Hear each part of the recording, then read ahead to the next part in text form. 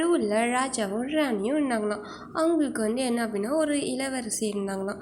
அந்த இளவரசி என்ன பண்ணாங்க அப்படின்னா எப்போ பார்த்தாலும் அவங்கள தன்னையே பார்த்துக்கணுமா அந்த ராஜாவும் ராணியுமே அப்படியே பார்த்துக்க வச்சுட்டே இருந்தாங்களாம்.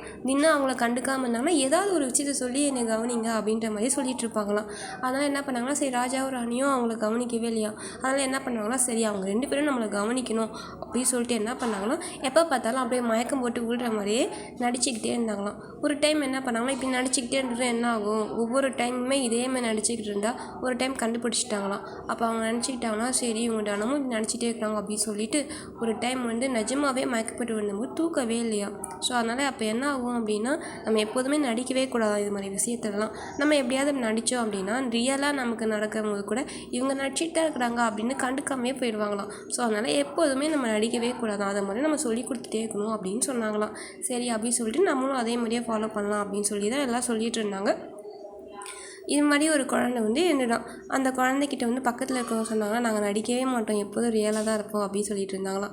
அப்படியா அப்படின்னு சொல்லி பார்த்தா கடைசியில் அவங்க லைஃப்பில் போய் பார்த்தா அப்போ என்ன ஆகும் அப்படின்னா அவங்க என்ன சொன்னாங்கன்னா எங்கள் லைஃப்பில் எப்போ பார்த்தாலும் நாங்கள் நடிச்சுட்டு தான் இருந்தோம், அதனால் ரியலாக வாழ முடியல அப்படின்னு சொல்லி முடிச்சிட்டாங்களாம் ஸ்டோரியை.